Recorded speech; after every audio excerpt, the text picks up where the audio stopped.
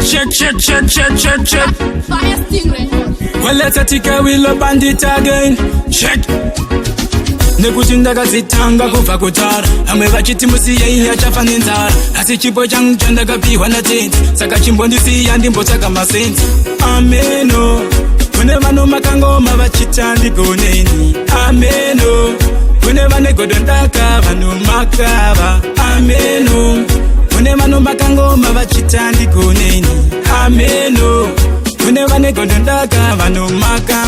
ndinoshacha vanondimakira souti handisati ndavakumbira kutongo makamunwa nozvishandira majeya meno ndekupikwa zichanoperera ndingatotemba najaja ndiyanga ndiregerera pandinotadza kwete munhu nyamahumbo mufadza pawagona noti watadza ameno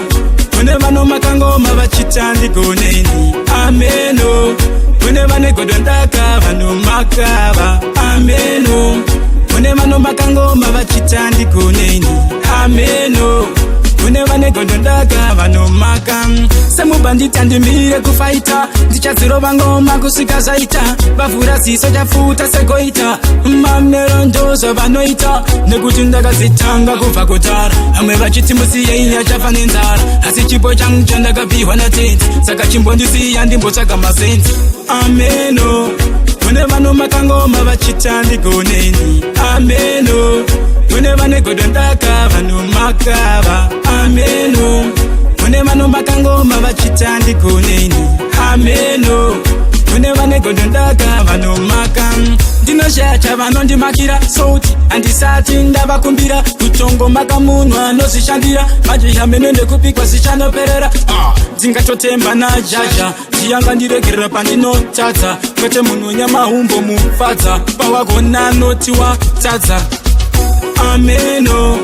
kune vanomakangoma vachita ndigoneni ameno kune vane godo ndaka vanomakava ameno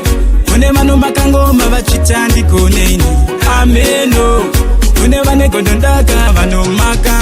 semubandita ndimire kufaita ndichadzirova ngoma kusvika zvaita vavhura ziso chafuta segoita mamero ndozo vanoita nekuti ndakazitanga kubva kutara amwe vachiti musiyei achafa nenzara asi chipo changu chandakapiwa natenzi saka chimbondisiya ndimbotsvaga masenzi ameno kune vanomakangoma vachita ndigoneni ameno kune vane godo ndaka vanomakava ameno kune vanomakangoma vachita ndigoneni ameno kune vane godo ndaka vanomaka big up BT Coffee, big up Frank Alabi, yo VK, big up Cliff, that's my funnies.